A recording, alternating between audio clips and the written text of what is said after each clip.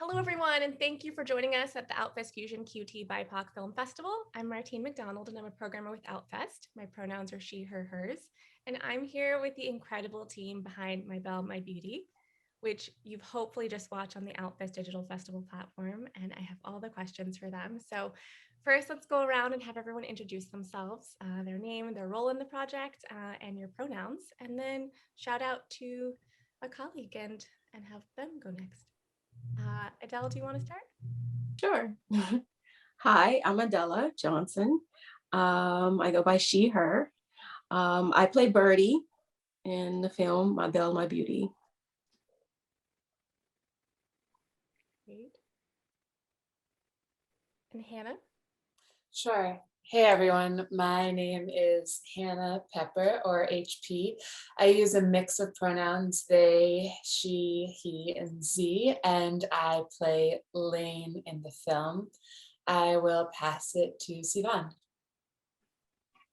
Thank you. I am Sivan Shimon, and I play Noah, and I go by she and her.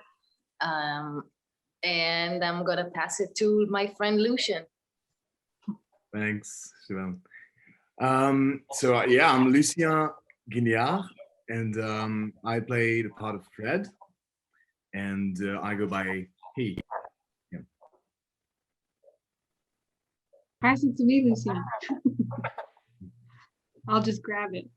I'm Marion Hill. I'm the writer and director of this movie, and I use both they and she pronouns. Thank you for having us. We're super excited to be here. Super excited to have you. So Marion, I don't know if you could kick us off by sharing a bit of how you developed this project as the writer and director. What brought you to this story?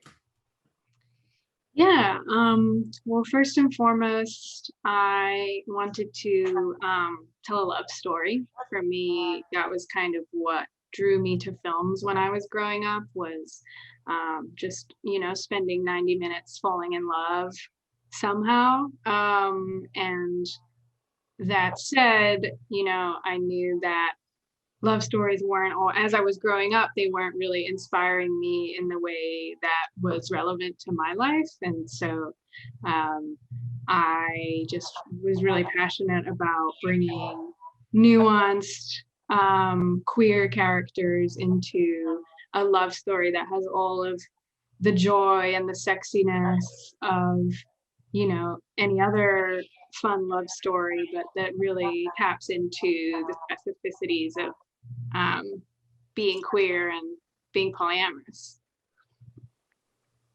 I mean, yes, the nuance and like the sensitivity of the project is so lovely.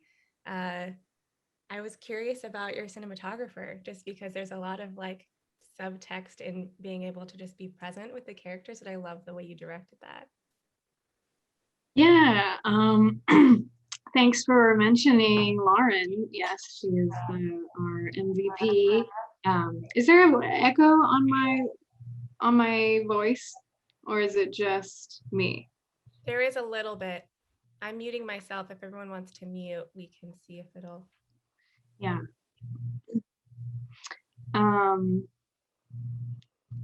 Cool. I'll start that part again. Yeah, thank you for bringing up Lauren Guiterrez, our MVP DP. Lauren and I go back to college times together. We used to, shoot short films. We were both on camera teams. And so we've just always had a very shared creative understanding, kind of, we have this history together. And it was very clear to me that I wanted to collaborate with her, and she brings such a sensitivity about story and character to the cinematography that I think is really special. And she really was part of the conversation of like what was going on with the characters, what's the energy, what's the dynamic, like who has the power in this moment, and going from there with choosing how we were shooting each scene. And then of course also just spending time in the landscape, kind of deciding how we wanted to make it feel for everyone, because it's a very sensory film. So I think we talked a lot about how we wanted things to feel. It definitely is. Like, I talked about it with friends about just how beautifully sensory and the light and the way that you related to the space. What was it? I think I'd read, or you had said somewhere, I think this another talk about just building community and working in community. Did you all know each other previously? Did you cast with community in mind, or what was that like? Yeah, definitely. I knew basically all of these beautiful people while I was writing the script. There was not much of open casting, and so because of that, we were all part of the script writing process. Like, it was highly collaborative, and it was kind of different for each person. But like Hannah, for example, was someone I had just literally known around the New Orleans queer community, had seen before, had really loved their energy, and was like, I wonder what the two of us can come up with. And so it was very genuine, and started like a friendship basically. And then we went from there, and all of us kind of had a similar meeting. I'd love to know from the cast, what was that like for you to kind of engage that way in the process? A little bit of writing, a little bit of kind of character development. Was that different? Anyone can pop in.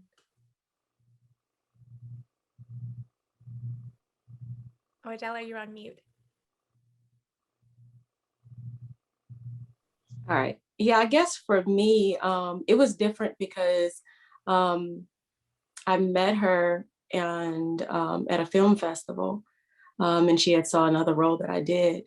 And after, she mentioned the film to me and said that she wanted to work with me, we spent several times meeting and getting coffee and lunch and talking a lot, and getting to know each other. And by the time I read the script, it was just a lot of, that feeling that when we would have our conversations, and just a lot of my essence that I saw in the character. So it was really refreshing. It made it feel very easy and relaxed and relatable. Usually when you get a character, it's like, you have to do a lot of research, and I didn't have to do too much of that. I just had to just live and just be in the moment, and just allow myself to just be vulnerable, and accepting the circumstances that I was placed in. Yeah, I would say I really loved the process. I come from a devised theater background. So before a few years ago, making more of a shift towards prioritizing more scripted work, I really had a lot of practice around building characters, building collaboratively.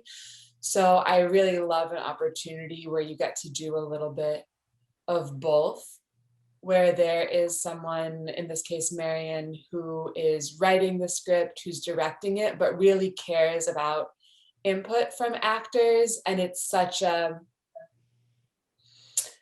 for me, part of the artistry of being an actor and being an acting artist is that you are aware of the extent to which you do shape the story, even when that you don't have that relationship with a director. But I think it's especially more rich when you do. And working with Marion, it was so queer in a way, because at the beginning, it was like we were sort of dating around the project. Like, they had me come to a reading, and then they were like, let's get coffee, breakfast, like sort of talk about the themes of the piece. And I loved that too, because it wasn't, similarly, I think the queerness of that is it wasn't focused on a specific outcome. Like, I was really grateful that I got to end up being in the piece and playing Lane, but I was also super grateful for just the conversations around polyamory and around representation that we had sort of in that like dating period.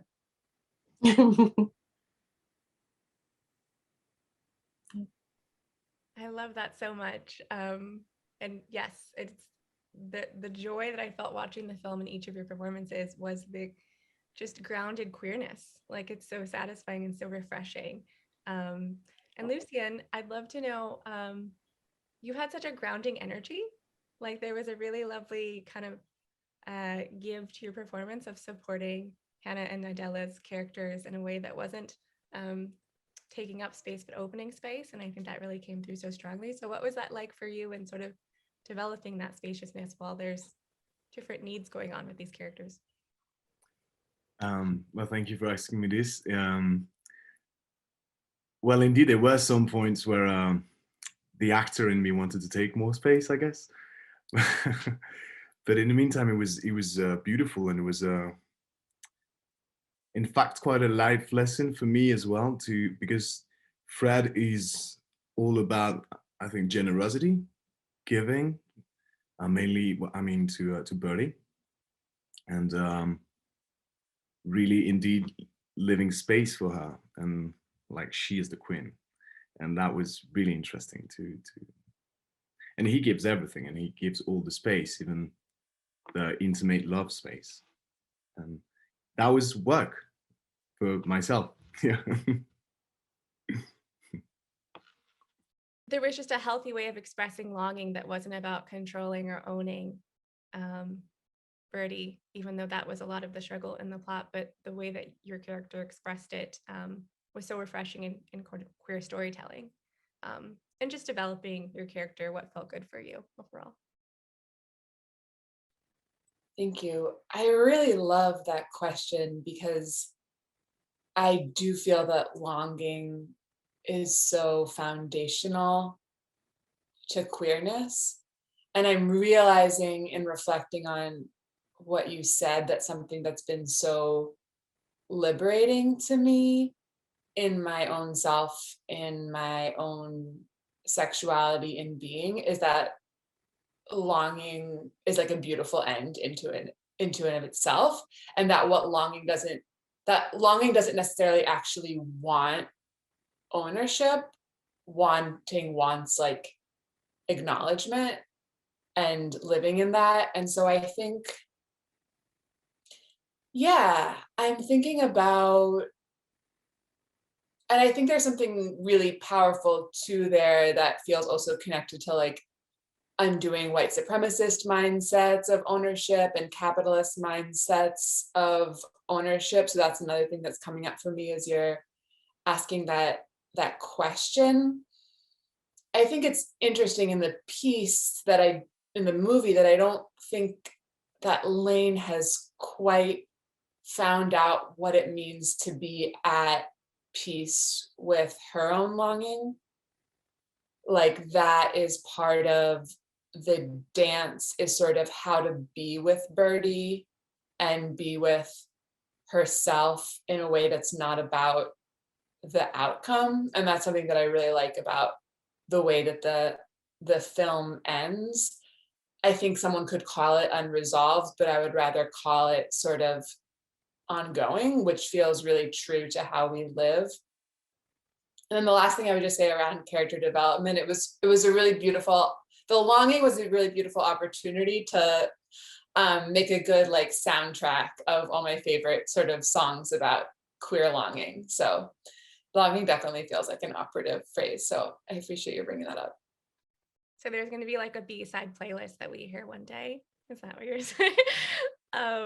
We should really figure out, because I know Idella has a playlist too, and I know music is really important to Marion's process. So we got to figure out a way to share that, I think, because I think people would like it. I love that. Sivan, I'd love to know your experience of Noah, because you sort of enter their lives and their story at a really kind of reflective time. And just what was your experience of developing her, because she feels supportive and like welcoming, and I love your performance.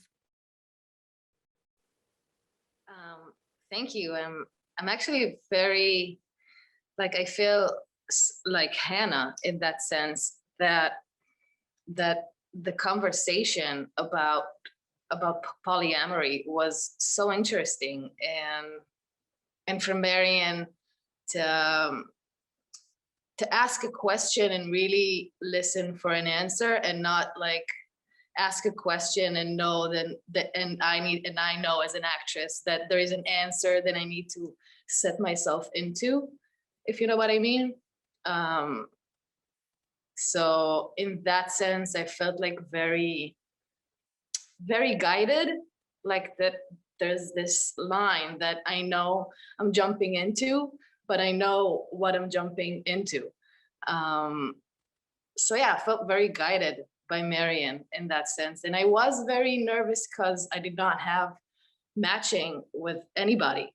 And I literally came to set a week later than the other actors, and actually trying to blend in with the scenes, with like the first scene that happens and then the other scene that happens that films the other day, and our dynamics living together, making it very easy to, it was easy, actually. I must say, it was easy. It was easy and fun and very illuminating. I don't think I've ever had conversations about polyamory as I've had on that set, and I've learned a lot. I love that so much. Marion, I think that brings up for me the sense of there's this underlying experience of Birdie wanting to be ready to express or to perform and to find her voice and singing, and kind of what Sivan and Hannah also said around poly relationships. What was it like for you to sort of sculpt this muse experience, not a muse, but that you create because you want to create, not because your partner wants something or needs something? I was just curious about that. This feels like a big question for Idella. But I really came at that from the angle of depression, going through depressive periods or some kind of depression as an artist, and like how that both affects you and the people that you make art with. And so, because to me that really translates into polyamory, in terms of, you know, we are all affected by what's going on with one person, and putting Birdie at the center of that, I think because Birdie was at the center of that, the whole muse idea kind of was a side effect, because, you know, she's other people's muse, but to Birdie, she's just an artist trying to do her thing. And yeah, I think that was something really powerful. That I think that was really what Idella and I connected over first and foremost when we first started talking, was just that experience of going through something that's affecting your everyday ability to engage with yourself and engage with your work, and, you know, how do we lean on other people in those times, but also how do we make sure that we're not depending on them and working through it ourselves. And Idella, do you want to add anything to that? Yeah, sure. Yeah, I definitely, that was definitely something that she and I definitely connected on. I mean, because as an artist, as a singer, it's very funny because it's like with acting, it's when you're going through certain things, it's kind of easier to access certain emotions. It's not, I don't really experience that kind of blockage experience as an actor, but I will say as the singer in me, there, what I found very interesting that she captured is like when you are grappling with that depression that sometimes artists go through, when they're out of place, and unfamiliar and just in uncharted territory. It's hard to access your voice, to find your voice.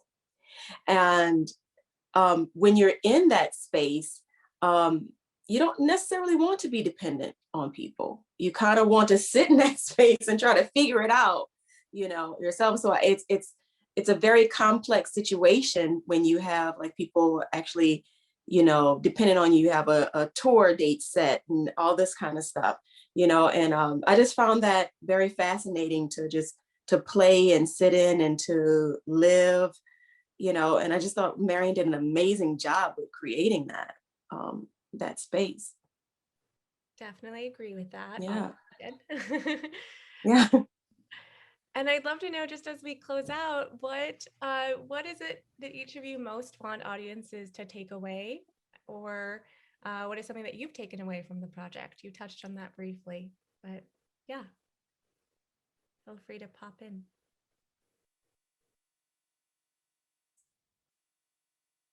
Who wants to go first? I guess I'll go first. I'm unmuted. What I want people to take away, for me as a Black woman, this is a very different story that I'm not used to seeing, and that I found, with the festivals and Sundance and stuff, that Black women have reached out to me and said, wow, this is like, very inspiring to me. It's, I feel like you were telling my story, or I felt very connected and you're relatable to your character. And what I would want people to take away from it is that it's okay to love how you want to love. It's okay to experience life the way you want to experience it, and to make your own choices. And it's okay to be different and unique. And one thing that I want people to take away from this is that, Black women, Black people, there are so many stories that, that we live in real life, that we experience too, and so I hope more stories can grow out of, stories like this, and, and so to allow us a seat at the table in these conversations, and, and to just, widen that space, that spectrum, I guess. I don't know if that makes sense, but, yeah.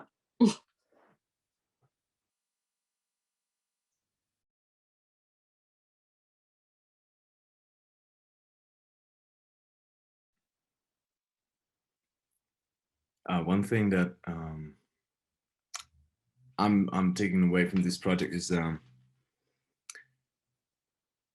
I mean, there's one thing that really resonates in me, is that need to, for your well-being, for your happiness, to really be dedicated to whatever it is that moves you, enthuses you, like if it's art or your job or some passions, whatever. And that way you give sense yourself to your life, and you are responsible for your life having a meaning. So you don't depend too much on the other, and you give space to the other, and you accept whether the other loves you not, wants to go, and you don't just die, which is bad. This really made me work again, really resonated for a long time afterwards.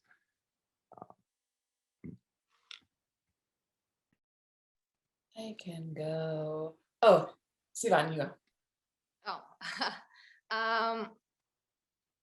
I think what I don't know what to say. What you want the viewers to get is very ambitious, but just that I'm very proud to be part of a project like this that comes from telling a story that is not, and with Black actress that says, okay, this is not something you see usually. And you have Marion that says, okay, I'm gonna write a script, I'm gonna raise money by myself. I'm gonna take, I'm gonna look inside my community and cast and cast Hannah and say, okay, she's a queer person that I know, I wanna hear her voice. I wanna create with her and with Lucien and with his patients. And it's something that, I don't know, I'm just proud to be a part of this kind of doing. That is it feels like a bunch of artists wanting to create something together. And I don't know, it's a beautiful thing, and it's inspiring, and it doesn't happen a lot. You see a lot of artists that try, and it's a struggle, and it's fun to be a part of this kind of project, so unique, that actually happens, and people see it and love it and relate to it. I'm going to answer this question as what I'm sort of taking away from the film right now, which is a really beautiful thing about this sort of, every couple of months revisiting it, or every month. What I'm thinking about in this moment is sort of, so there's autonomy and self-determination of the individual, and there's care for the collective, whether that's the polycule or the chosen family, or whatever level you're looking at, the individual and the collective. And I think what I'm thinking about with that dynamic in this film is the way that those two things are not in opposition to each other.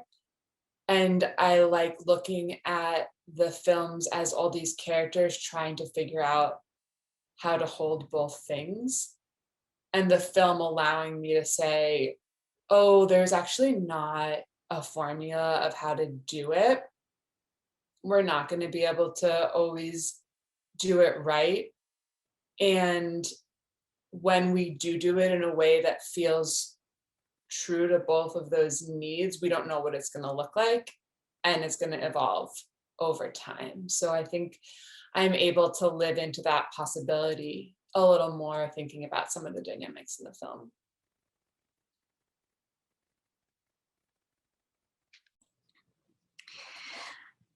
I think the theme of, a lot of our conversations even today is that this film was really, like, process was so key for us, and the journey of making this film, like, I know we are all going to cherish this journey for the rest of our lives. Like, it was just, something so special. And for me, that reflects what I want folks to get from the film, is the journey, and not be looking, like, I'm challenging everyone to not seek answers all the time. We don't always know what we're doing. We don't always know what we want. And we don't always get the clarity that we are seeking. And I think for folks who are trying to understand how to successfully engage in a polyamorous relationship, you will not walk away from this with answers. And some folks might be frustrated by that. And I respond to that, like, challenge yourself to feel uncomfortable, challenge yourself to observe and think for yourself, make your own answers, find your own clarity, because no one's going to give it to you, because your clarity is yours. And